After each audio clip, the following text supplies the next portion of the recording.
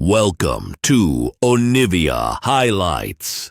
These are the best highlights from the LEC Spring 2025. Hovering around the top side of the map. Remember that grubs are spawning in about 25 seconds.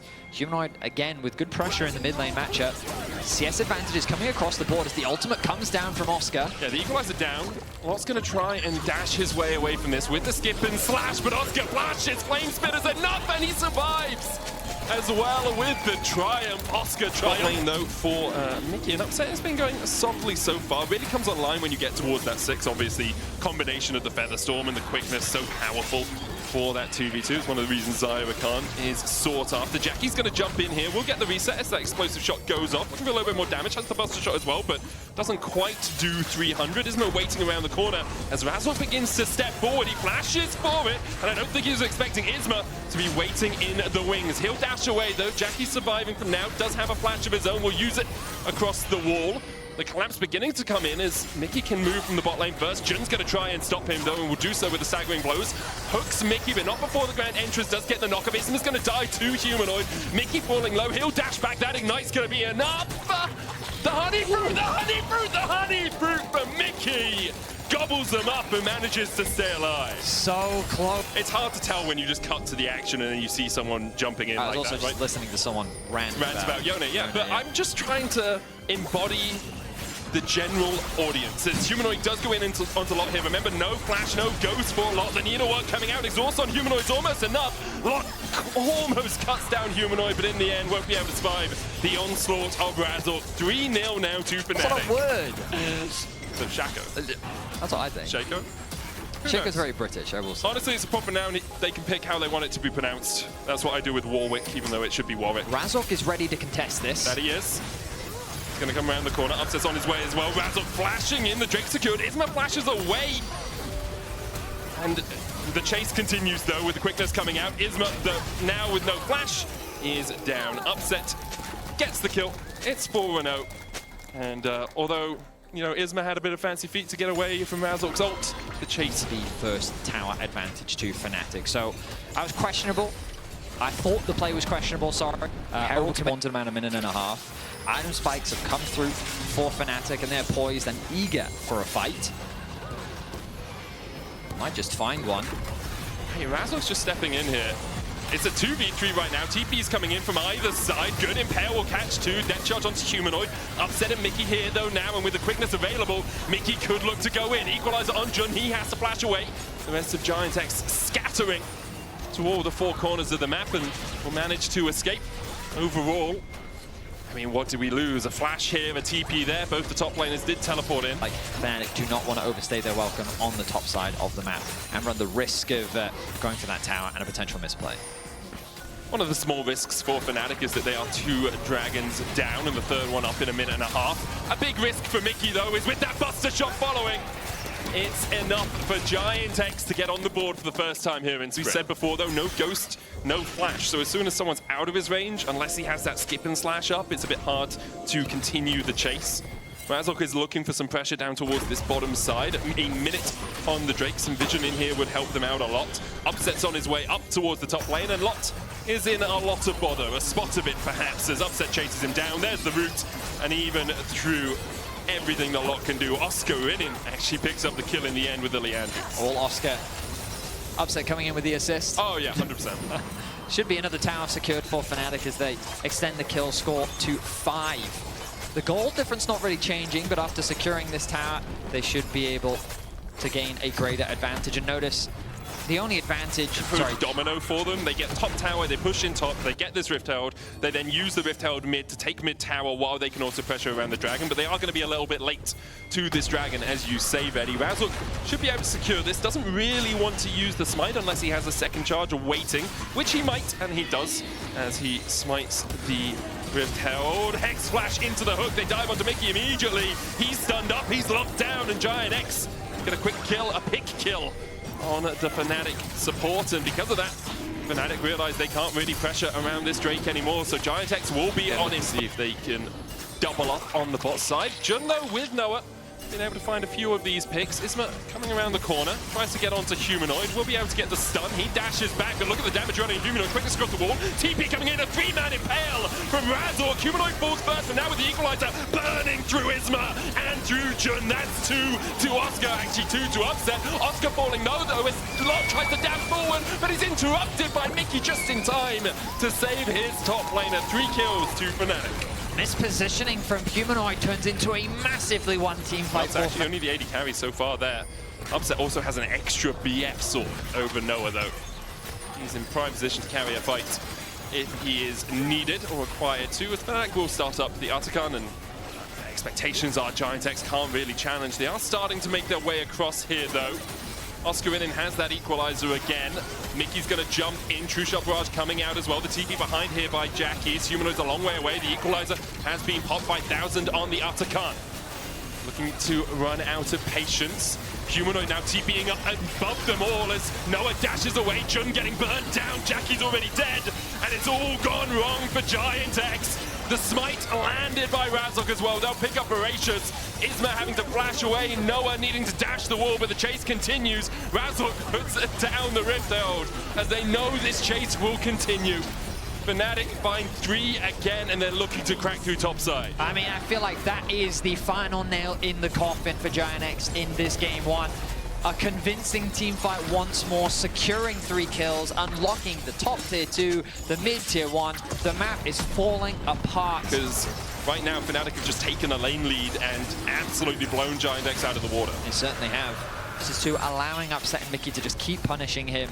And then Humanoid just with some really nice trades onto Jackie's in a matchup that should be a lot worse earlier. Upset just blast coned into a 1v3, and Jun is the one walking away. Noah's dashing away as well. Obviously, Humanoid and Razork were waiting around the corner. They could have come in. Mickey looking for Jun, and he takes him out. Used the quickness to do so. I mean, that's the Portal combat if I've ever seen it. Oscar winning, though, getting chased down by Jackie's and Isma. That will be a good shutdown to Jackie's. Put some more gold in his pockets, but it's too little too late, you have to feel, as Fnatic will take another tower off this push. Focus becomes Baron. Likely the last objective that Fnatic will need to close out this game. They're fishing for a pick, and they may have found one. Jackie's has to flash away, but there's the Impale again. And that Tristana is done for. Second time he's died this game, and Fnatic, they've done a really good job of finding these picks before fights, or finding these picks at the start of fights, allowing them just to set up around objectives. We saw it at the Artican, now we'll see it around the Baron as well. Isma can look for the steal, but Mickey's hovering around the backside of the Baron to make sure that Isma can't quite get in as easily as he would like. Doesn't have the flash either. True Shot Barrage goes in, there's the Baron secured, and Fnatic will dive over the wall, and Isma immediately dies as well. 14 kills to 4, 12,500 gold, the lead for Fnatic. It is all done but them walking it through this base. A clinical demolition in favor of Fnatic as they set their sights on the final towers defending the base. The inhibitors soon to fall. Do you think when Oscar said that you're #1 to Noah, that Upset took it personally? He's just like, hey, I'm just not going to die. I'm going to have like a 3,000 gold lead by the end of the game in the isolated 1v1. Obviously, League a team game and bot lane. Yeah, there wasn't too much action there in the early game. Upset taking a bit of a chunk, the Locket coming out, as well as Mickey falling low. True Shot Barrage won't be enough to kill off the Ricard. He can just dash out. Is standing on vision, but Baron Empowered Recall should be enough. Upset can use the last second of that to get back quicker himself, save 3 whole seconds. Mid-game of all time, but pretty solid, I would say. I'm impressed with what someone can do in such limited time. Good on you, Duff. You've transformed Fnatic from a team that wins the early game and then plays mid-games okay sometimes to a team that really wins the early game and then has played mid-game okay one time. Great job. I will say GiantX haven't left us much to wonder about as to whether they've improved a lot since winter. At least off this game, things haven't really seemed to change for them. They had a great start to the winter split, but then really fell off as the split went on. Oh, Upset's being caught, Featherstorm coming out, double impale, and he brings the roots back, those feathers just absolutely ripping through. It's a double already for Upset, and they're looking for more. Lot, Noah, and Jun forced back to the fountain. The Nexus towers will be forfeit, as will the Nexus. Fnatic off to a flying start here in spring. I mean, I do have some question marks around how Nocturne is going to work, because again, he's going to be diving in. You have so much disengage that, like, let's say the Nocturne goes in and the Rel is there, Renata ultimate comes through, advise against. And in your medical profession, I would imagine that you'd never or rarely see positive ones as Razork sets his sights. Flash stun, seismic shove back, and that's beautiful from Fnatic. Well played by Razork to flash in with that shield. Has to respect the fact that after that Q, or as the Q animation comes out, Jun could have flashed, Humanoid would be stunned, so he has to preemptively flash away. Otherwise, he was a gun in that play from Razork. We haven't really seen too much action in any of the lanes.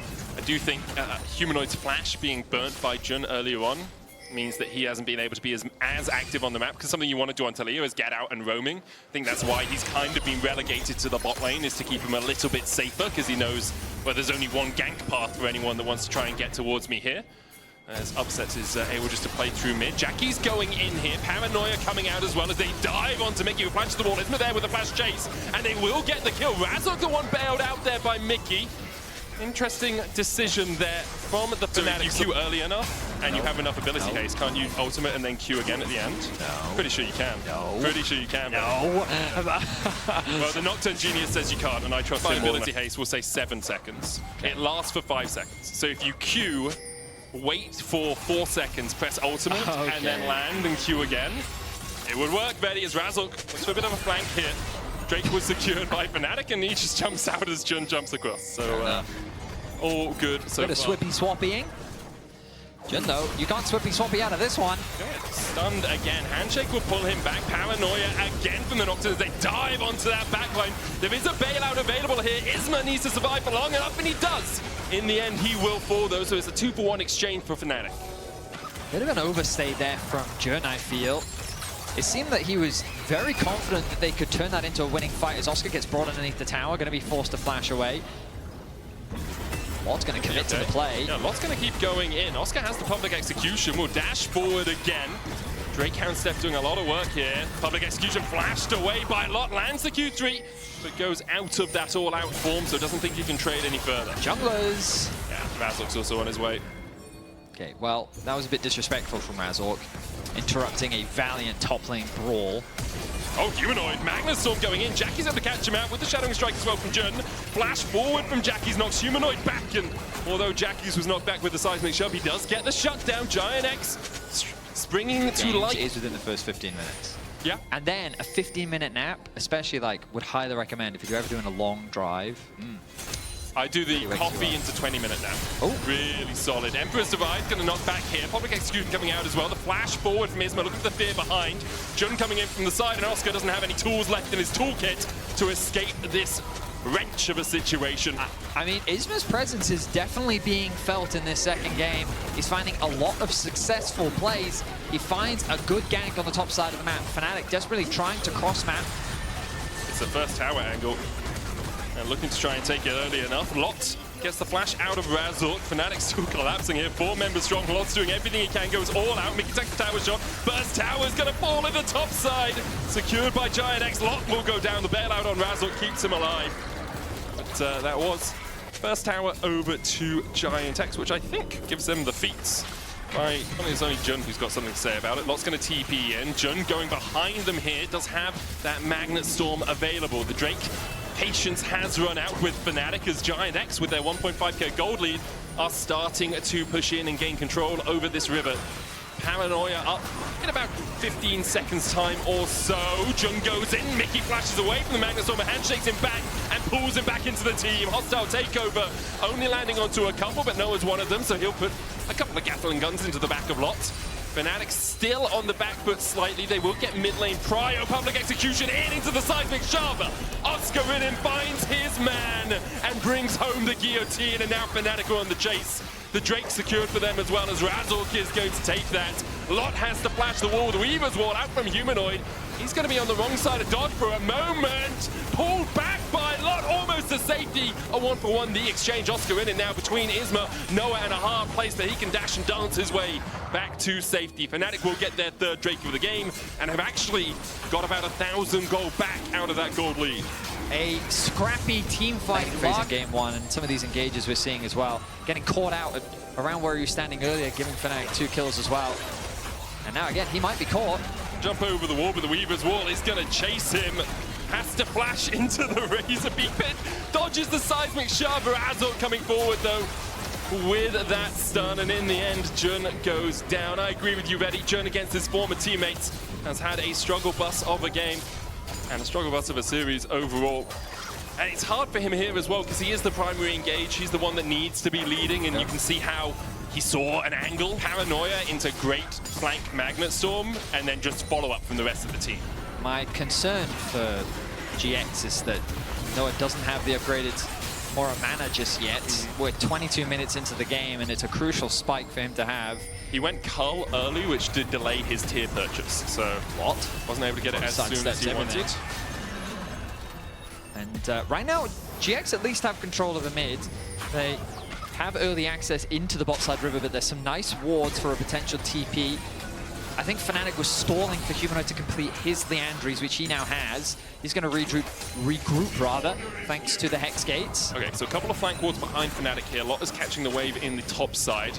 Jun will be spotted as he comes out of this bush. Fnatic can start up the Drake. They have a control ward in there as well, and Jackie's is down to half HP. The poke from Fnatic is very solid. A grand Starfall from Razork. Well, did grand something all there. He is, wasn't really able to find any engage. TP behind now from Lot. Humanoid catching the mid wave. Jun stepping in. Oscar in and putting him in his place and forcing him to use the crash down. This is coming through. Jun, he doesn't have a TP available, but he wants to get some HP back, so he's going to go back to base. I mean, he can sprint out from it, does have those home guards, and there's also Hex Gates, I guess right? They're relying on. Looks like he will be able to regroup fairly quickly as Fnatic secures the mid-tier 1. Mickey's still flanking. Oh, a hostile takeover from here. I mean, GX are just playing spectator right now. Yeah, and look at how Humanoid's pushing mid, right? Like, he's already taken one tower out of this. He can look for more. Fnatic are just delaying and delaying and delaying and saying, okay, we'll take as much of your objectives as we can. The paranoia coming in from Isma. They dive onto the Pantheon. Magnet Sword from Jun onto 2, though, into the double knockback. Humanoid flashing away. Hostile takeover is going to connect only onto Jun. But Fnatic are able to get away from the engage. That's Magnet Storm, Emperor's Divide, Paranoia all used. Fnatic walk out relatively unscathed. GX try to force the issue. They engage onto Razork. The spell shield doesn't quite come quickly out enough for Isma, meaning he gets CC'd up, and now Fnatic with the TPs, double TPs, back on the objective. Jackie's doesn't even have TP, and he's just gone back to base. This is Hexal. Fnatic secure it, 25 minutes in. GiantX just a little too quick on the trigger. They weren't losing a lot, but like Paranoia was so far away from the rest of the team. They felt very pressured by Fnatic, and credit to Fnatic for being so patient in that position. They allowed Humanoid to just keep chipping away at that mid-tier 2. They knew they had mid control. They knew that they had the damage coming out from Upset. They had Razork's spears. They had the mobility of Oscar. And they were just slowly chipping away at GiantX's HP bar, knowing that they would have to commit to the fight if they wanted that fight. And when they did, Fnatic found ways to disengage from that exchange and convert it into the Dragon Soul. Now it's GX with position around Arakan. Of course, Humanoid is top lane. He doesn't have TP available. Upset Mickey and Oscar in. It might just try and have to fight a 5v3. Humanoid's on his way down. Weaver's Wall, they're winning the 5 seconds away. They have so much poke. Like, Upset is 2 lethality items complete. Arakan will go for the reset. Isma's recall was stopped, and we have another pause. I believe it was GiantX Noah who came in with that pause, so we'll see exactly what's going on. They're going to start that. Okay, so Razork does have the Grand Starfall, but do you think they just like, well, they don't know? They don't know. They don't know. Can we see GiantX's vision? I can tell you, that area is dark. Yup. Oh, now they know. Now they definitely know. But they're going for Baron. The question is, do they know the Humanoid and, well, Razork's not there, but does have the Grand Starfall. So GiantX are going to go for the Baron. Their enemies have a false life. Humanoid is waiting around the corner here to see if perhaps he can find a pick. Upset's on his way across, as is Mickey. Obviously, Razork has Grand Starfall towards the bot lane originally. They're going to get this. They're looking for it. Paranoia coming out, looking for that smite. Secured by Isma. Weaver's Wall in by Fnatic. Lot on the wrong side of the wall. Will be killed off the Baron empowered recall. Enough from Isma to escape. So, GiantX get out with the Baron. Fnatic have the Atakan. They have that false life. Mickey's going way too deep here. Okay, Mickey. That was not fine at all, my friend. A couple of 100 gold goes over to GiantX. They upped the gold from previously. Noah, I think he could have finished his recall there. No, it got interrupted by the Soul. Oh, by the Hextech Soul. Yep. Okay. Makes sense. Fnatic, though, will use the fact that they do have pressure in this lane to take another tier 2. The question is, for the next 2 minutes, 20 seconds, what can GiantX do with this Baron buff? I mean, I think that helps. So like, it's an important thing for viewers who perhaps don't know the value of these souls. It's like, that's about a 5,000 gold lead because of the Hex Soul. You get the slows, you can see Mickey able to be really aggressive with it. Too aggressive, one might say, and I think one would probably be correct. The bailout coming out, Paranoia from Isma kills off Mickey, but Mickey did buy enough time for the rest of Fnatic to collapse, and that means Jackie's is dead, and a lot of the wave clear now from GiantX has fallen away. That is a good death, yeah, I will say. I think that he did a good job of trading his life for enemy mid laners. A lot of the wave clear now gone. They converted into another tower. The ultimate from Razork. The Weaver's Wall, Grand Star Ball, Magnus Storm coming out as well. Upset was taking out the tower. Chainecroft going right down. Razork will fall back with the false life. Humanoid taking up a couple of tower shots himself as well. Jun could look for this. Doesn't have the flash. In the end, Fnatic really just pushing back on GiantX as much as possible. There's only a minute left on this Baron, and they had negative 500 gold from it. Usually you get 1.5k just from taking the Baron. So that's actually negative 2,000 overall for GiantX. Yeah, it's, I mean, it was in response to the Arakan, which 35 seconds time. Where are we in terms of summoners? Everyone's got flash apart from Isma and Jun, who does have that Hex flash. An issue, public execution there from Oscar Rinin, doesn't connect. That's one ultimate down. Seismic shove going out as well. Razork underneath the tower. Oscar trying to dive in. A great Emperor's Divide into the Magnus Storm, and though with the Paranoia, immediately everyone flashes away. Isma looking for 2 as Humanoids chase down. Oscar Rinin already fallen as well. GiantX coming out on the right side of the trade. 3 for 2 so far in their advantage. Yeah, I think Fnatic went a little too deep underneath the tower. Didn't respect the damage. And GX are able to find a good fight. Of course, they will be forced to recall. They're likely going to lose this mid tower. Oh, I stand corrected. Fnatic choosing to reset. But crucially, the Elder is now alive. Isma is alive. The Smite is available. And so the pressure falls onto Fnatic's shoulders. They have to stop GiantX from securing this objective. And GiantX want to clear this as quickly as they can. Paranoia about a third of the way before it comes back off cooldown. Isma has that GA as well. Jun keeping Mickey up at bay. Lot does have TP, as does Humanoid, but he's 10 seconds away. The Elder Drake for GiantX seems to be their prize from winning that play. A little delayed from when they would have wanted it, but GiantX will get the Elder. Fnatic weathered the Baron Storm well. Can they weather the next 2.5 minutes? Taking their bets and playing down towards this bottom side, trying to get something on the other side of the map. It's only Jun here to defend right now. Jackie's does have TP. He is back towards the tower. As you say, Mickey's dead. And I believe you may be correct in your assertion, Betty. Isma will take the kill. 5 and 1 now on this Nocturne. He is making it work, and now the Baron becomes an easy objective to play for. GX have swung this game around. A little bit of over-aggression from Fnatic ends up being punished massively. And with this objective, GX can really start to put pressure back onto Fnatic's side of the map. Fnatic, though, doing what they can on the bot side. Jackie's wisely providing wave clear, mitigating their options. Now, this is where you'll start to see GX's range really come to fruition. The teleport sitting at 3.5 completed items. Jackie's has almost got his Rabadon's death cap complete on this Azir. The scaling very much has come out for GiantX. Paranoia used Handshake on Noah. Magnus Storm in. Upset has to flash away. Public execution from Oscar Rinin. He'll tick down, but won't quite fall. A hostile takeover hits on 3. Oscar Rinin goes down into the bailout, though. Lot keeping Razork busy. Humanoid looking for the damage from the side, and Humanoid will get the shutdown. There's 2 more just waiting for him. Razork kills off Lot, and now Humanoid can chase further forward. The Weaver's Wall Shattering Strike from Jun will save his jungler, but Fnatic with the TP to the side with Humanoid coming in are able to turn the fight on its head. What happened? GX was in such a good position with Baron. Even though the Elder had fallen off, they could just work their way towards securing the bot tower, the mid tower, but then they overforce, they dive underneath the tower. They give Fnatic an angle to outplay them, and they do just that.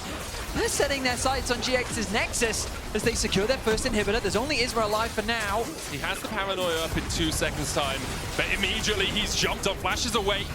Will pop the paranoia. The wave's still there though. He dives back in and immediately gets put into the GA. We'll get the fear onto Mickey, but the Nexus towers are going to fall though. And GiantX from the brink of victory.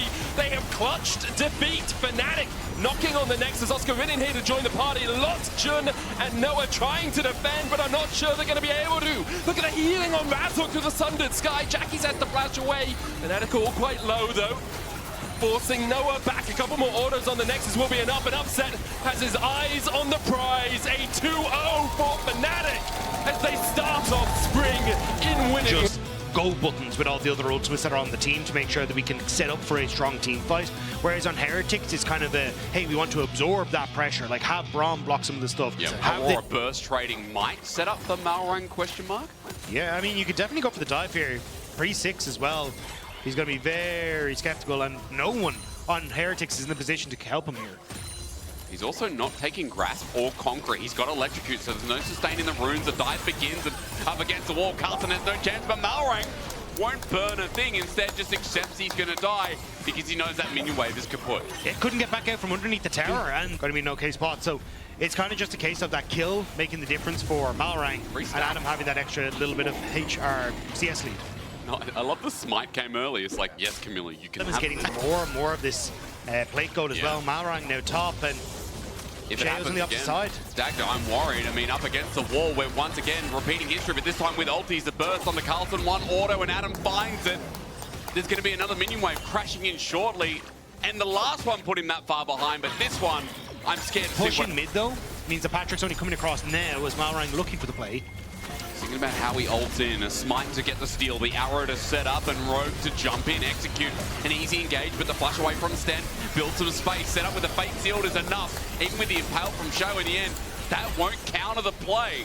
Set up from Rogue is nice, and it's a cheeky steal of not one but two grubs. So Heretics had committed Camilo to kind of hanging around mid lane, waiting to see if maybe Patrick got that step too far forward, maybe they could look for some sort of play, but he ends up not finding anything, late to go bot lane. Now Adam able to answer for the push on the opposite side, and you get that TP and kill on towards Rogue as well. So nicely done by Rogue, just pushing in wave states to set up the map in their favor. And again, it's very proactive of them as well. This is what we were saying last split, that like for Rogue, it's not just sit back and hope. You know, a Malrang probably brings that as well. This guy, a little bit crazy, and I love it. We're continuously diving the lane that has no thought in this game. Carlton right now with his flash valve might have popped the ult. He does so first, but he's knocked up into the air, down to the ground, and all round Carlton will die to execute, but still loses another wave. 50 CS behind his counterpart. Now as well, benefit to Larson. Yeah, Malrang has just been doing this every time Shao's on the bottom side of the map, so there's no answer. But now Camilo and Shao want to find something. Well, Silence will help that out. Camilo has also got the help of his jungler. Adam pops the ulti, gets out, and this would be a disaster. Yeah. Oh my god, Adam. You know, he burned his flash and his ulti, yes, but there's no... You're going to start to open up these four-man plays when objectives aren't up. So Shao now going to open up with Riptard on mid, and now you've separated the Ashe from the mid lane turret. And Heretics should have a numbers advantage. Well, Patrick can still impact. I mean, he's foregoing mid completely as a Herald gets charged, we mentioned. Carson hasn't TP'd. Oh, he's late there. He's coming in late. Patrick's still not in the fight. No front-to-back situation. It's the poke, sets out the arrow from afar, but they know where he is. Not engaged in the fight. It might be bad. It's between well from Adam, though. Sets up quite nicely. Execute with the setup, too. I keep talking about the setup, but where's the go in? From over the wall, Execute pops his ulti and tagged up. No fight. We just look at each other. But Heretics are delighted with that. Stend, of all people, the Braum got the dragon, and you got the Riptide charge in the mid. Using that inner turret push to shadow and get a pick. Yeah, but you got a lot of people moving around to cover this now. Flacken managed to push out mid, so he's here to defend as well as Stend. And again, Rogue just kind of not finding much on the cross-map play. Shao even pushing in this mid-wave just to cause more pressure on the map. So, Adam, gonna look to see if you can get him. Oh, that's set him up quite nicely. The damage, is it going to be enough? Well, maybe. I mean, Malrang's going to pop the ulti. One rotation there. Impale interrupts the Aurora. 4 members should be enough from Rogue, but Team Heretics, their jungler taking a while to die, eventually does so. At least he's got a hard steal stack eventually, but there's a quick kill for the turret. Sheo just took a little bit too long in that mid lane, and good punish. I mean, great arrow coming through from Patrick to nail him down in the mid lane. And Remember again, if there's one mistake, if Team Heretics choose to go to Atakan here, they're not going to lose anything. They've got 3 dragons on their own, and Rogue are going to start it off at the very least, but patience. You know, wear thin. Malrong sits them back a bit, and Team Heretics are playing mega slow ball to this. Good little scream as Camilo tries to delay, some damage taken against him, but Execute now isolated. Arrow sent out, Rogue committing, all in for nothing, and Larson, great engage as the Aurora sinks and swims, and now for Rogue, they're getting poked out. Camilo's still alive, and you sit in the back line. Larson now needs to be the damage dealer, but a great ulti. Carlson flies in, but his team is already disengaged. I'm complimenting, but I think I should be criticizing here. Team Heretics, another that was going to be my question. How do you feel about that? I like chasing things. Woof. No Neferi yet. I will not bark, I promise. No barking. There was one thing you said you were going to do in the broadcast. And Neferi's not even here, and I've already barked. When he's, yeah, just like a mixed build of hardly any AP. Yeah, it's the percentage health damage of your target is insane, but Sten gonna spot out there's multiple members here. Arrow does connect. It's in melee range though, but the Aurora follow-up is beautiful. Rogue pressing the buttons, but no kill yet onto Flack. It takes a little bit of a while, but as the Impale goes down, the ult from Sten and set up from the Ambassador helps clean, but Malrang somehow still alive. He burnt down for quite a while. Sheo will get the shutdown. Jungle dead for 80 carry. Smites matter, but is it enough for the Baron? It was a nice collapse from Rogue, but unfortunately they just couldn't quite kill the target fast enough. It was a good ultimate from Sheo, and then that TP burn from Carlson to answer, but it's still kind of a 1-for-1 all said and done. And you see it here, like they used the push they have in both top and bottom team to collapse, but they just couldn't quite get the damage down thanks to that ultimate from Sheo. They end up getting pulled that little bit too far forward, then with the Ambessa lockdown as well, but we're back to live. Yeah, it is. Back into the fray of it. Set up by Larson is nice, though. Flash is already burnt. Camilo gets out of the way. But the wave's quite deep until... Nah, spotted out by a ward. Yeah, but finally, with that, Heretics will be able to get the mid lane turret that has been... up to them. Right, Camilo is joining in a very fast way. 5 members get River first for Team Heretics. This is Sol. And Malrang knows it best, but now he's caught out. He has to queue over the wall, but he's interrupted. Flashes out too, and Team Heretics Soldiers going through eventuality, so Rogue pick the button left-hand side, and Flacket is caught out. Sten might be as well between World from Adam, setting up nicely the Impale for the return kill, but Rogues are in a 5 versus 3, and they like those odds! Shao gets knocked up, nowhere near will you go to my man Malrang. A double kill over, and Rogue, when they think about options in the pit going wrong, they look left and see a pot of gold with Flacket and Sten. There is no world where that works out. It's been a disaster for Flacket.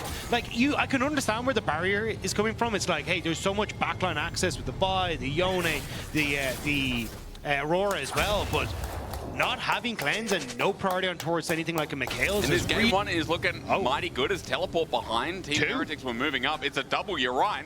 Adam and Larson moving into position. That Cho'Gath has no chance as the Adam is mega fast here.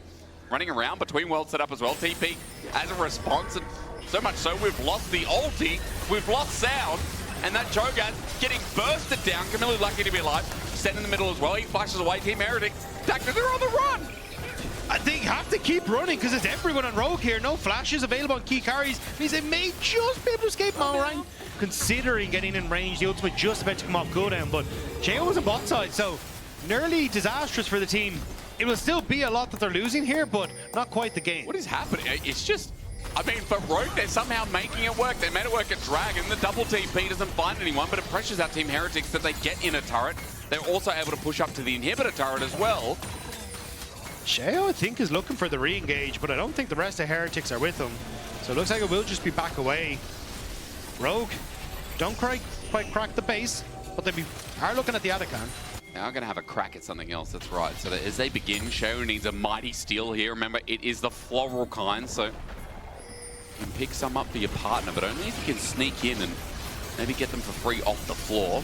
Don't tell your wife that. It's 6K, 5K, 4K. No one wants flowers off the floor, Dacta, but you're not going to find them. Instead, you're going to find a fight. Aurora between worlds sets up nicely, and look, Rogue press the go button, now playing in front to back. It's a 1-for-1 so far as Rogue get a little bit low and execute. The ulti's not going to save his life. Again, Rogue set up the fight, but I thought it was going to be better than that. Well, this is a strange game. Heretics have more damage unbreakable, meaning that nobody's really doing anything to them, and Carlson as well, having that threat on the side. So it's just the lack of value in the damage Rogue are getting off in that fight. Team Heretics as taking members must be cheering. I mean, this game back within reach in some degree. 1 minute 20 to Ocean's on. If Team Heretics can get Ocean Dragon number 4, then they are not just cheering, they get the extra 25. Oh, here we go. Excuse me, the ult sets up. The arrow brings it back into fruition. Blackett isn't dead yet, though, until Adam jumps in under turret. Miller comes in with the TP. Under turret, they're going to take it down. That's Rogue doing the damage. Sheo, a 2-man impale. XQ pops the ulti. An all-in. A wombo set up, but for Rogue, the damage is not flying fast enough from Patrick. I cannot make heads or tails. Dagda Blackett's dead. XQ's dead. It's a nice pick from Rogue. Again, this is kind of where their composition... They're able to defend somewhat as 6k gold disadvantage. Kind of shows you at least their damage in their kit is scaling up. I mean, by the way, 0-0-10 on Patrick's side. That is a support Ashe this game. Is Teleport going to be channeled? Team Heretics 5 members in front. They want the soul. They want it now. Malrang for the steal behind the pit. 5k, 4k, 3k. Steal territory? No way. Not against the Cho'Gath. That's what you think, and that's what you know. Ocean Soul now picked up for Team Heretics. This 5v5 should be theirs, and Blackett going on, buy some time. Rogue need to get the hell out of there because no one's dying. Larson for the back of pit, runs for his life. Carlson says, finally, it's my game to play. He's been behind 4,000 gold in this single game one, and Team Heretics, some way, bring themselves back.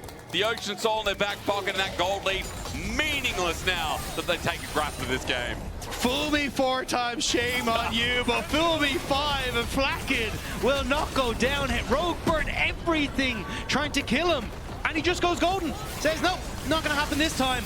And it means now they can actually start to crack open the base, and I think this might be the game.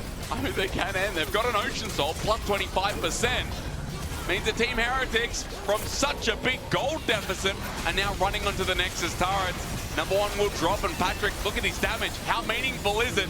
Camilo may as well be a hardcore tank at this point as well, taking next to no damage. Patrick is an Ashe with no mobility. Sheo will keep him away. The Nexus bear, and Rogue had it in the first, second, maybe the third half, but not the fourth half. Heretics win game 1.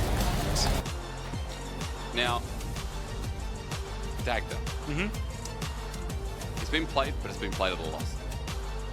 I will tell you, however, this can only get better because we have Fearless now. We have layers. League of Legends has layers. Like an onion. Like an onion. It's such classic. Number 1's good as ulti is available for both. Needlework's going to come through. Adam might be in trouble though. Wait for it. Bop on their head. Carlson. Close to a solo kill. Adam gets all the needlework out and has to back away. Jax is Jax with grasp. He back into the top side. Car's going to do the same. So it's just going to be 3 grubs for Rogue all said and done. Well, grub game for the Gwen. Still really nice. There's E reset. You can push turrets really fast. I'm pretty sure it was. I remember. Mr. Chamberlain's. Well, oh, Camilo going to get locked up, but execute here to support here. Stand. Just moving off to the shadows, but not going to be too much. Red line though is good, but for execute, I don't know if he wanted to take that. First blood. That was weird. Yeah, it was like a toothpick at a needle convention. Like, just didn't belong as Larson TP's in. I think we're still in a bit of a difficult position for Heretics to contest this. Camilo is pushing at bot, but trying to regroup with the rest of Heretics is going to be tough. So what I'd like to see Heretics do is clear at this mid wave and then immediately try and make a play. Hit, but Adam, as he flashes up, is going to get bopped. Carlson with the solo kill, and Gwen might look strong, but this early on, Jack still bops her away. Adam had nowhere to go, was flashing up to the top side, but kind of realized there's a turn in his way, and now Heretics, they have Carlson that can push in this wave and reset. So the fact that Adam dies on top actually gives control to Heretics here with the numbers advantage to go for the Dragon as well. It's a bit of a disaster on the Rogue side. It really is. Game 1 was so profitable from Rogue. Adam will be able to TP back. Heretics have used so much to try and get that play down, so the Hallowed Mist doing work. It's that little bar. She's got about 20-30 seconds on it.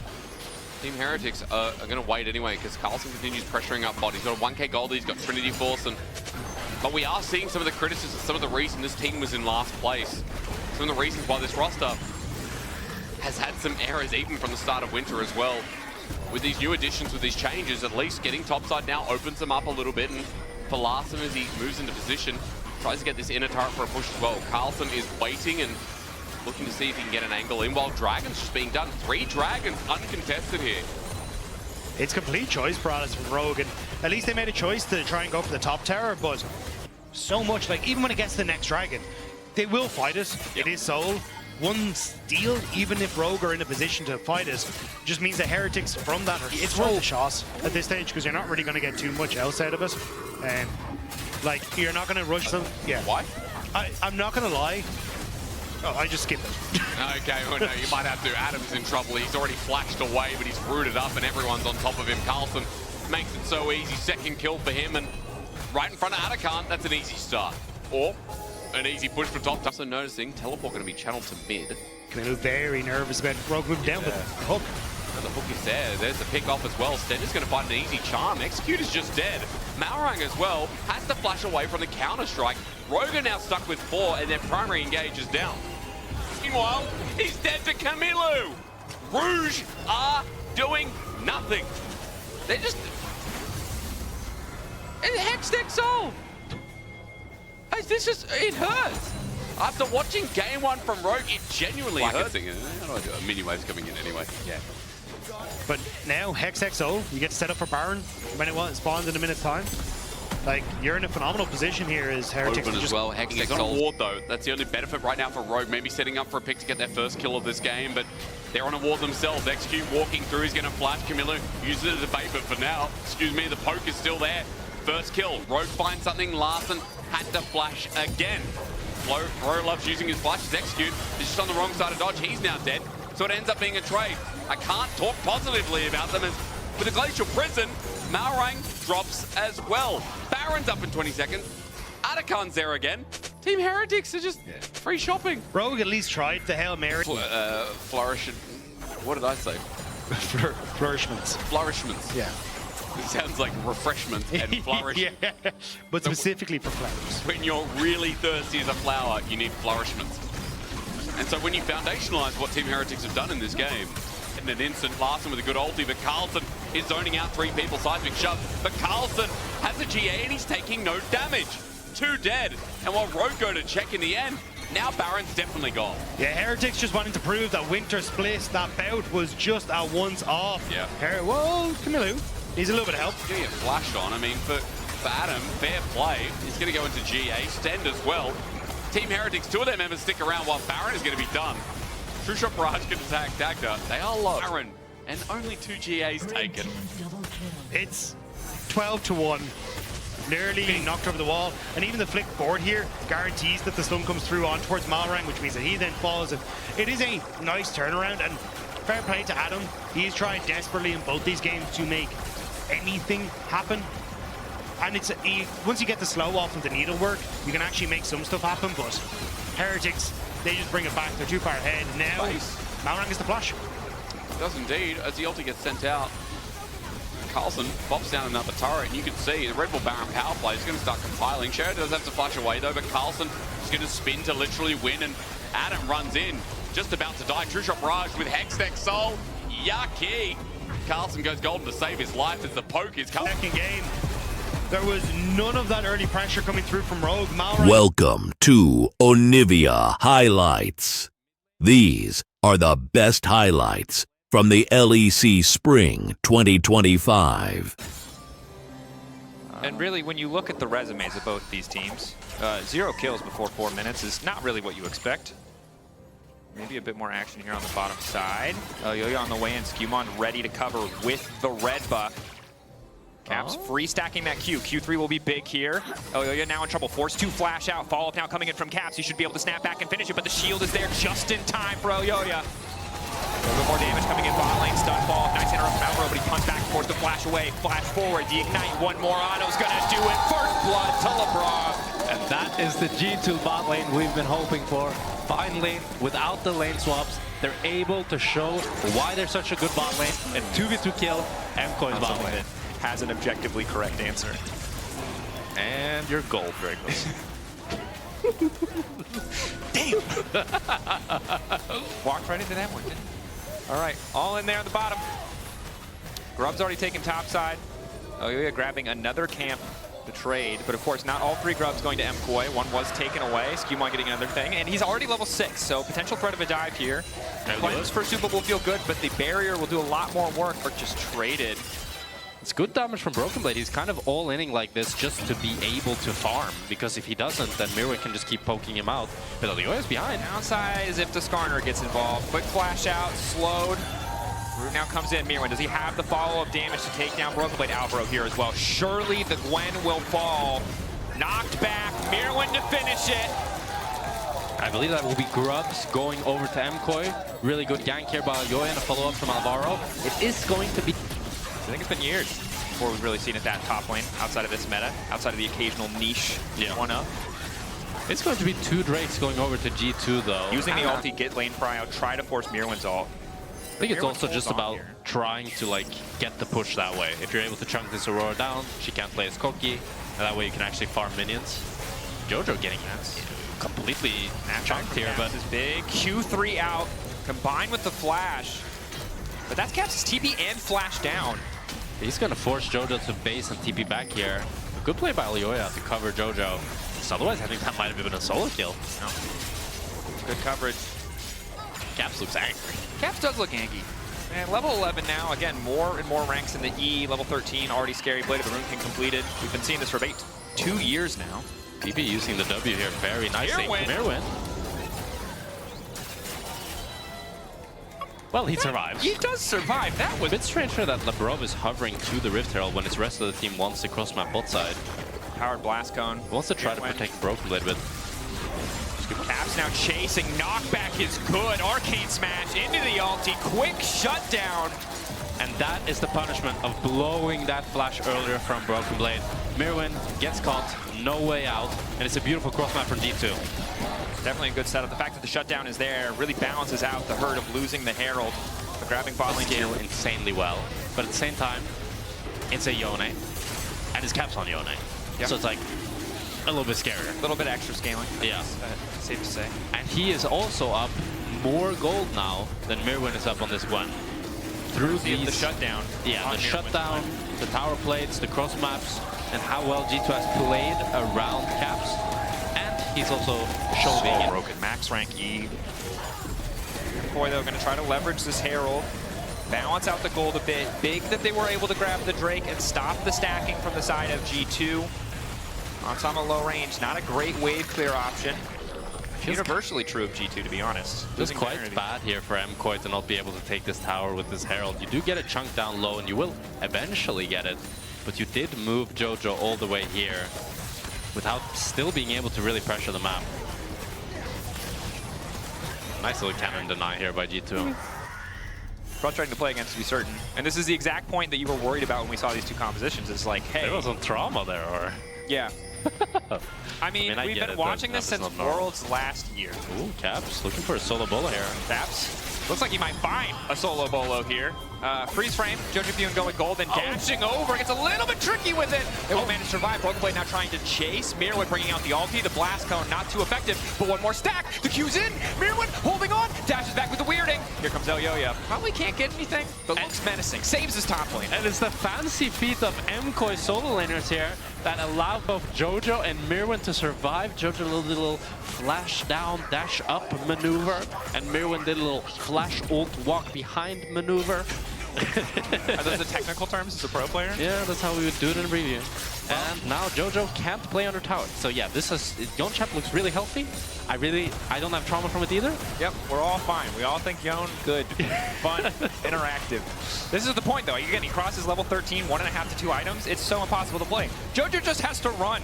His tower does not protect him, and G2 at the same time are starting the objective. Went on the way in, 4K getting lower. This might end up being a little bit of a flip. TP.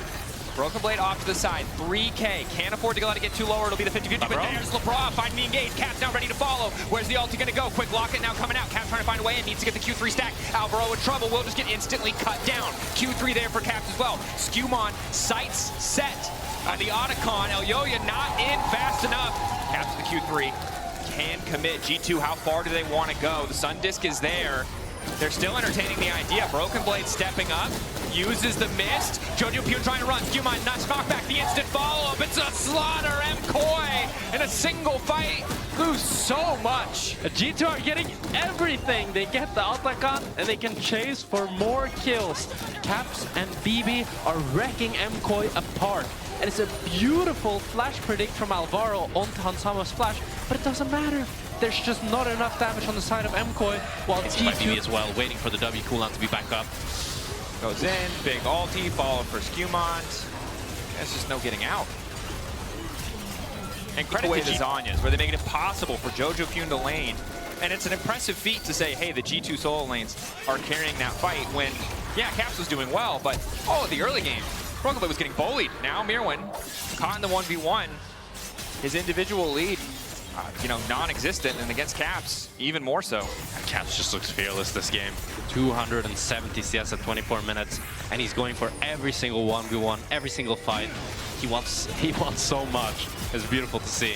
Brokenblade still chasing, shifting sands over the walls. Yoya now the one who's been caught. Brokenblade not hesitating to immediately ult. A little less damage after the changes, but Hansama now there to follow. First kill coming through. Supa just running from the Gwen, but there's no getting away. The skip and slash is back up. Maybe the flash for the wall is going to take him there. In, but he's just withdrawing. Just a bit of extra pocket money. and it feels so bad for MKOI. They try their hardest, but despite it all, they're gonna lose the tier 2 top. They're gonna lose 2 in the fight. And Brokenblade, all he is Just like Azir could have. Now there's a massive gold deficit, so that's one part of it, but every time Caps trades ultis with Jojo, he's trading up. This match is gone. Q1 using the ulti to zone them away. LeBron ready to follow. Q-stun just taking a bit of time, not sure if he wants to keep pushing. Caps at least gonna use this minion. Q3 in. This was a bit over eager, okay. It's a 3-level lead. Is that a caster curse? Nope. Because Yeah, Caps is just having fun. yeah, I don't know what I said there, but that was, that felt apt given the situation. Yeah. 3-level lead. Game 1, looking a little bit cooked. It is luckily a best of 3. MKOI will be able to go back to the drawing board. Might be able to find Broken Blade here. A lot of CC there. Does it stop Gwen? They've outscaled. Now they have no damage. Gwen healing everything. Broken Blade with more health than he started with. Jojo finally getting involved in the fight. Maybe it's enough, but now all of G2 have arrived. Caps stacking his Q off to the side, but Hansama auto that minion, so he doesn't have a Q3. Luckily, they're hilariously far ahead, so it will not matter, but as someone who's played Yone, that would be very annoying. It's a slaughter for G2. These solo laners are just so damn strong. BB, he can 1v3. Caps, he can 1v3. And MKOI have nothing to stop it as the Bravo gets onto Jojo. Jojo finally has designed, just immediately has to use it. Mirwin, his first team fight where he's allowed to get involved. And only manages to chunk out LeBron. Does sidestep, flashing away, getting away from Skewmon, but G2 and Caps just continuing the siege. Broken Blade already in the bottom lane with another wave ready to go. MKOI cannot defend all of these towers.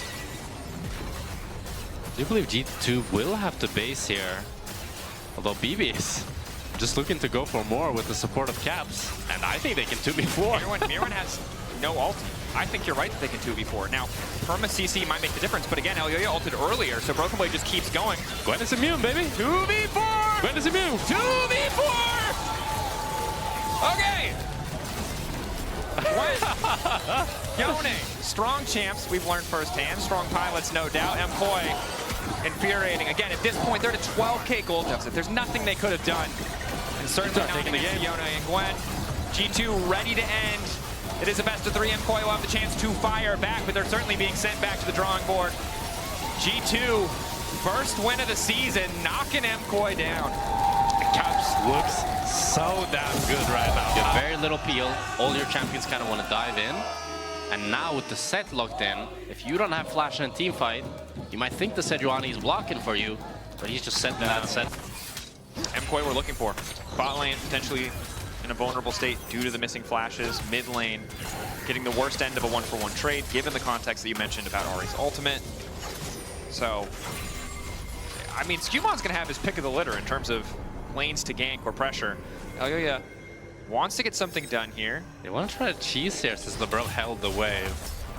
Okay, MKOI classic on the flash pay. Are they ready for it? The answer is no. Q flash coming in from Elyoya. First blood there for MKOI. That's a clean cheese here. They bait LeBron to try to hold the It's gonna be huge wave. for G2, as the traditional early game we see is just you trade grabs for Drake always. Yep. Elyoya already has the setup on the top side. Recalls for Hansama now. Won't be in time for the grubs. Instead, they're going to stick around bot lane and just try to pressure.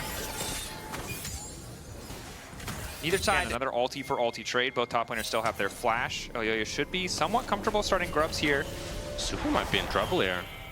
Oh, no flash. That recall completing is rough. I don't know if Alvaro could have done much, but he did have the heal at the very least. He's all alone. Cleanse still there. Take me home. Country roads. Okay, Supa, can he get fancy? Ignite to kick things off to make sure that he's taking aggro. LeBron tanking, happy to give his life in the 1-for-1. Still a positive deal. So much CS lost. It feels terrible for Supa here. He's going to lose a wave and a half. With Jojo Pune actually picking up a little bit of that wave, it does help a little bit. And also going to go crazy. Got some nerdy 80 carry stuff, but I'm excited that you're excited. Nice. That's what matters. We did see upset build earlier today, too, on the Xayah, which I like. Yeah, but it was not. Mirwin going all in. Ooh, good. Flash from Brokenblade. Nice reaction speed. Mirwin needing to back up now, but the ulti in the flash to the side. Brokenblade won't be able to get the 2-for-1 special as Oyoyo finds the stun. Does not stop the haymaker, but in goes Alvaro. He's still up. Oyoyo's still living. There's no damage left for LeBron. MKOI outplaying the exchange. Jojo Pune here just in time. Pick up a kill for himself. Alvaro's a miracle worker here. He's able to... Gold difference for the side of MKOI, as well as the first feat of warfare. They have only taken one objective so far, but it does mean if they take a tower, they'll be able to grab the feat, which is really big for Varus. Again, likely to build the Swift March. Alvaro caught here, level 5. Good initial dash back. Oyoyo dashing out. Jojo Pune taking a bit of time. Marked up. Does still not have the minefield. No Unraveled Earth makes this a little bit harder. Flash commit for Caps. Level 9 there for Jojo Pune trying to hold on. Good flick back. Good follow. Supa here as well. Good ulti could change everything. And now the Zin's in trouble. MKOI once again turning G2. Getting God! Oyoyo with a double, and now it's Hansama. All on his lonesome. Going to flash away from a very public execution. And MKOI are just kiting it out beautifully, able to trap Caps in. Sejuani with a lead, Sejuani with a hard steal before Zen has completed an item is not what I expected to see here. And for me, the question is, can Lebrov bounce back? Because we've seen that he... Oh, maybe Oyoyo might be in trouble here. This bottom Q in. Should just be a quick kill here. Nice way to kick things off. Oyoyo did not think he was on vision. They knew exactly where he was. Well, Lebrov can bounce back, I suppose. Well, we'll see. But it's a good question, right? I mean, we were talking about it earlier about showing what they can do, showing that they can be the reason that their team wins in those clutch moments. Yeah, and for me, one of the interesting things... Oh, might have a fight here. Rob marked up. Alvaro debating if he wants to chase. Good knock up there. Follow through good as well. Alvaro just continuously CC'd. Set TP behind. Walk away thus far. Supa already used ulti. Now has used Ghost Blade as well. Broken Blade ready to go. Charm from Alvaro is good. Knock up from Alvaro is good. Saving his support's life. But G2 will still grab 2. Caps just solo killed Jojo on bot. That's Catalyst blasting wand. We need a replay. We're going to need a replay. I think hooks back into the wall to kind of bait MKOI further in. And that way, when the set TP comes through, they're able to actually just run them down. Was a good look. Next objective now getting started. Flip back onto Skewman, an excellent start. Still has the ulti. Supa losing a bit of damage there, but we'll finish the kill. 3 grubs, all 6 grubs in the end. Likely to go over to MKOI. G2 going to try to respond. They've been, I think, for all of this mid game, which is under their own tier 1s or lack of tier 1s. So mid game, you know, they get a big objective. I think those 6 grubs can still feel so impactful. Yeah. But for right now, G2 having that back pocket win condition of the soul, of a Hextech soul in the second game is excellent. It's going to be a fight here over the Herald. TPN. Caps TPing behind. Has a flag. In mid lane, spotted by a bit of vision there, so they'll know he's coming, but Supa's really low. LeBron flash in. Hook managing to connect on that key target. Supa now forced to flash out using an ulti of his own. Jojo Pune laying down some consistent damage. Great far assault coming in. Mirwin? G2 can knock it away, and finally the MS is coming into the fight. Ulti goes out, but Mirwin was unstoppable. His show not getting stopped today. MKOI finding another fight, but Broken Blade trying to get fancy with it. Oh, the W flash! Wanting a bit more, but it will just be the 1-for-1 in that exchange. My goodness, and every single fight starts out looking so good for G2, but then MKOI are able to bait them in, turn it around, and with the help of Jojo and Mirwin, they're able to pick up 2. And after it really wanted Swift March, and now only one will get it. 4-1-4 for Supa. What was a rough first couple levels has turned into a nice few team fights. MKOI getting a lot of value out of their CC. Another Herald start here. G2 are looking like they want to contest, but it's going to be hard to enter, and I do think Broken Blade could just trade for tier 2 bot. He does have TP though. They might just try to fight it. Trying to get a split, hoping for a bit of an angle here. Knock up, still connecting onto Skewmon. Flash out just in time. TP from Jojo here. Nice body block from Alvaro. Very good body block. Jojo is able to defend that crucial tier 2 bot, not give over way too much gold. And while overall the fights have been good, it's very close. And it's a good position of power right now from MKOI. We talked so much about setup and objectives. It's doubly important for G2 not to give that over to MKOI, given how much long-range poke they have. Alvaro face checking here.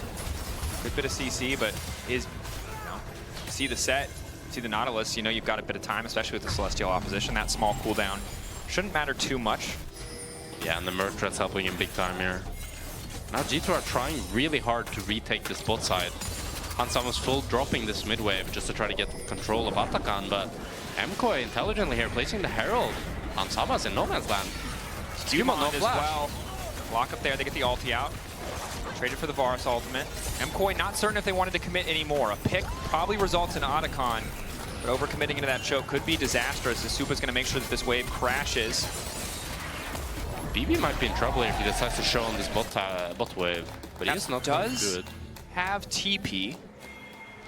No real good ward to TP2, however. MKOI are looking for BB, but they won't find them.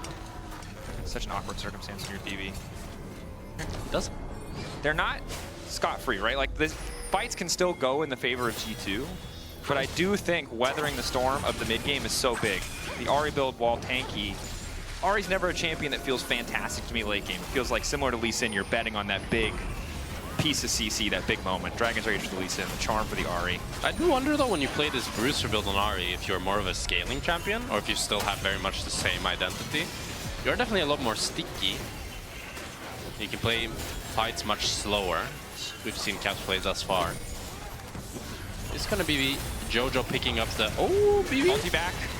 Unstoppable now going in. Gonna get caught. Doesn't get hit either. Broken Blade gonna be the one in trouble. Backstep is decent, but he loses his life. Mirwin is stalling on him. Flash him backwards with the public execution in front. It's almost able to take down Broken Blade.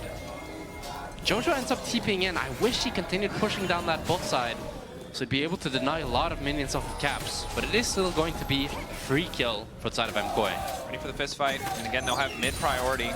Even fight. However, Broken Blade just now respawning. The good news, a member with TP, but the Drake is already gone. MKOI not going to overcommit for an Otacon here. Now I question what is the win con for this G2 comp, because the set, he does have the Hole Breaker, but I don't think he's really winning side lane. I think engaging on mid is very difficult as Supa has the Edge of Night. You do still have Ahri, Ashe, and Nautilus as really good pick tools, but the 5v5, I'm not sure if they're winning it. All I'm saying is, Elyoya is committed to building nothing but HP. So there is an angle as the initial fight breaks out. Charm goes a little bit wide, doesn't quite connect onto Alvaro. And the TP now coming in as the tower falls. Broken Blade on the flank. MKOI, patient, fighting for mid prio first. Good fundamentals. G2 getting zoned off, respecting it. Do have push in bot if they want to try to play through bot, but really have to be careful because, again, it's not just about the Otacon. That mid lane tower very exposed.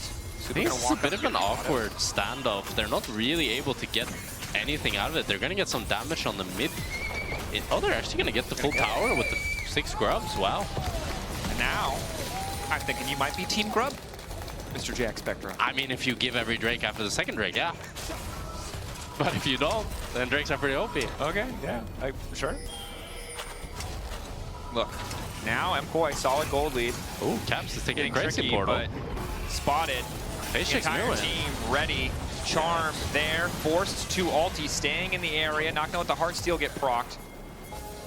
Caps is so cocky, it's crazy. I think it's just a bit of fake pressure. They just don't have enough info on the rest of G2. They don't want to overcommit.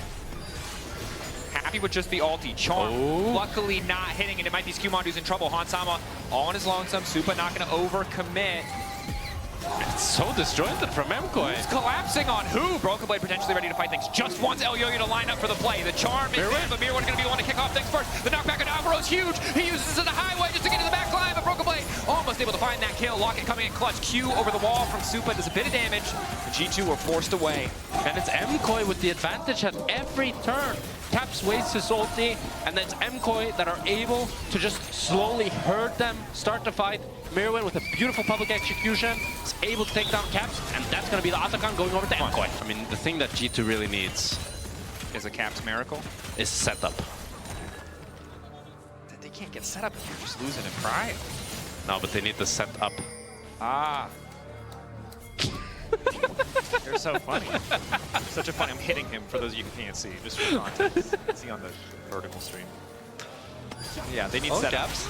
They need Caps to have his ultimate, which he does not have. So they lost them? Yep.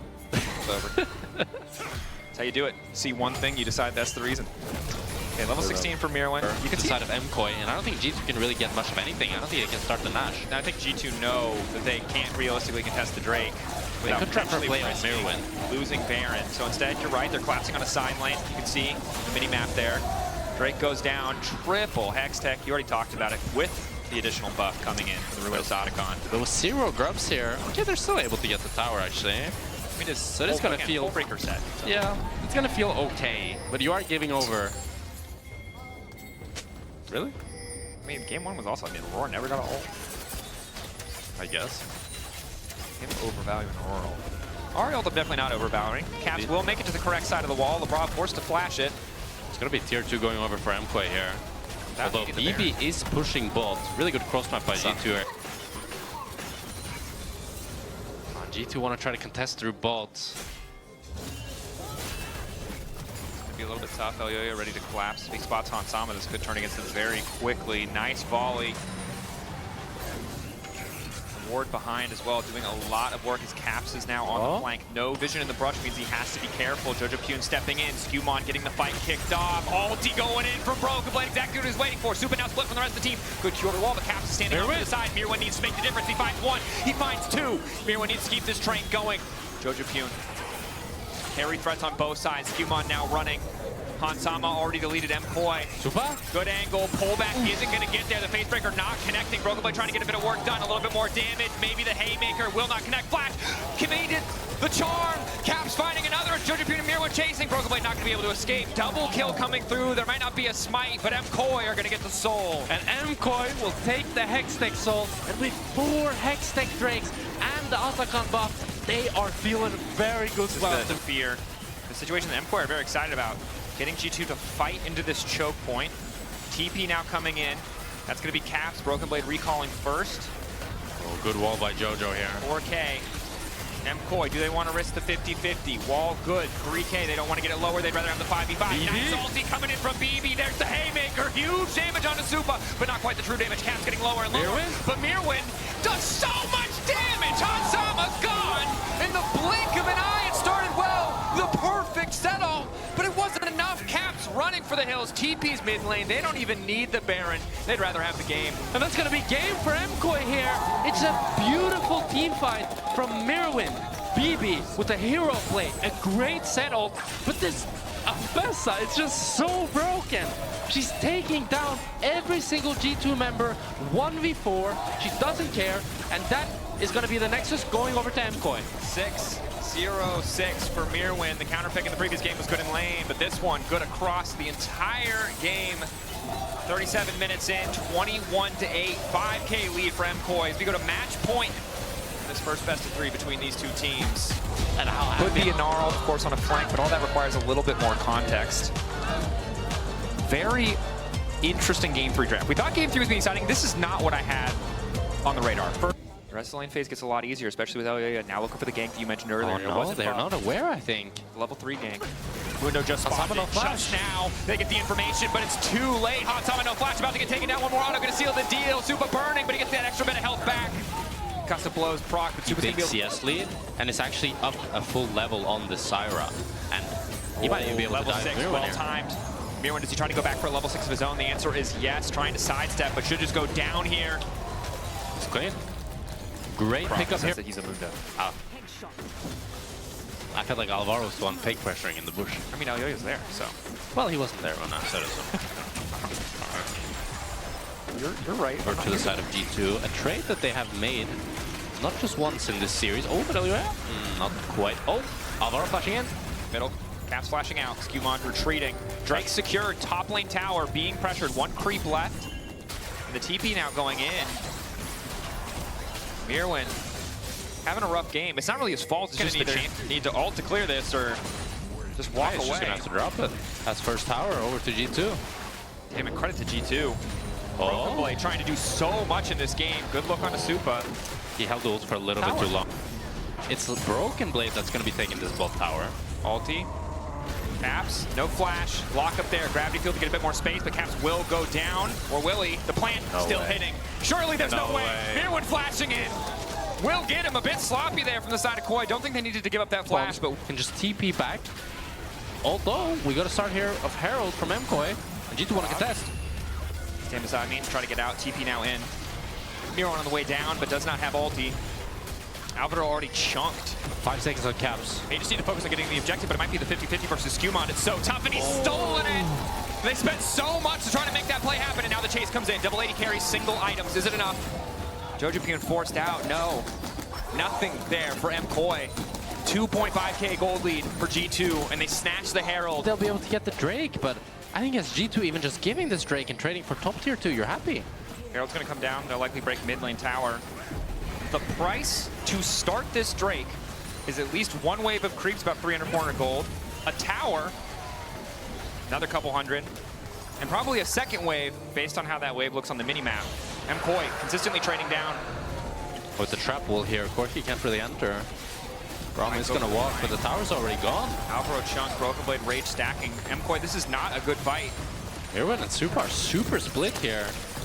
Have to respect the Narbar stacking. And to be fair, I don't think there was a great option for MKOI.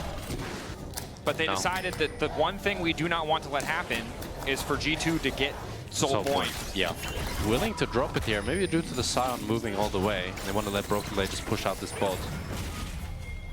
Oh, Jojo looking for something here, but Elyoya and Jojo are very deep here. Elyoya in trouble flashing back on the end of the ulti, and Skewmon looking pretty unkillable now. Mirwin on the way into the fight. BB TPing in behind that. LeBron! What a start! Instantly taken down. Finally, Supa's going to arrive to the fight, but he's only able to hit the clone. Chaos Storm is there. Caps off to the side. Broken Blade hasn't even gotten started yet. Now, finally, it's the 5v5. Broken Blade on the chase. Mega about to come through. One kill already down there, splitting up. So he has to pick who he wants to take out. The answer is Jojo. It's an ace in the hole. Not quite an ace for the team yet. It looks like it will be. Supa about to fall. The Cleaver gets the job done. Otacon next for G2. And it's an ace for G2. And my goodness, what a redemption arc for LeBron.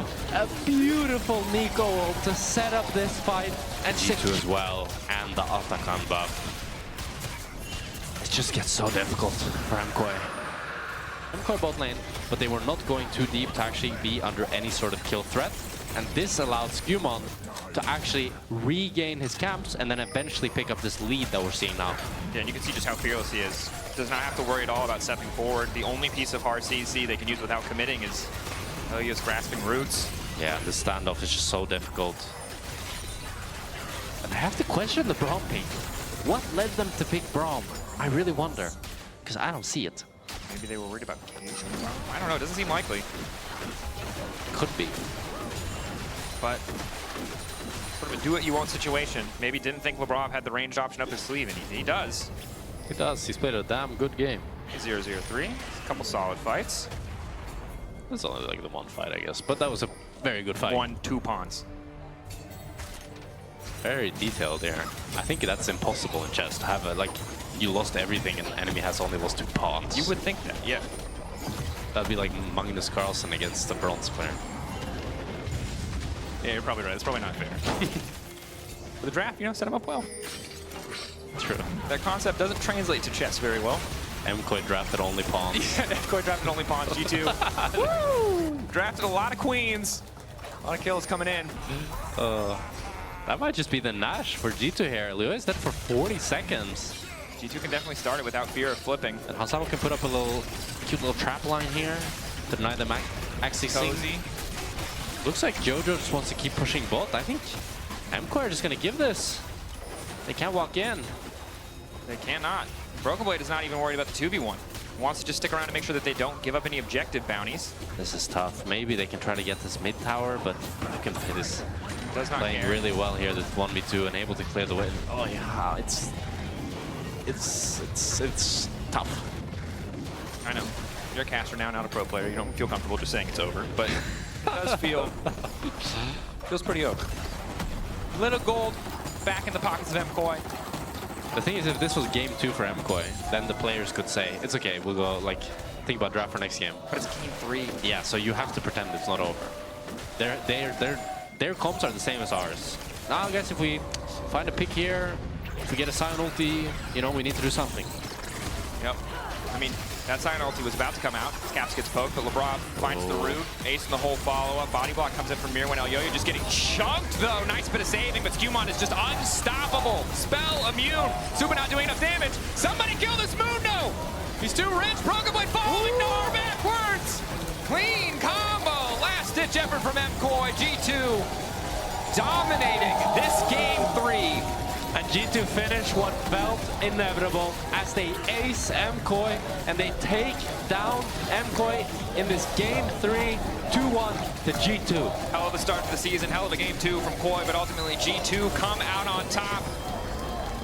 G2 looking good. Yeah, nearly a flawless finish to that game. Bit of a defeat in the draft department, it's safe to say, but the execution also on point. Of course, at home, you're wondering what you want to do with yourself? Vote for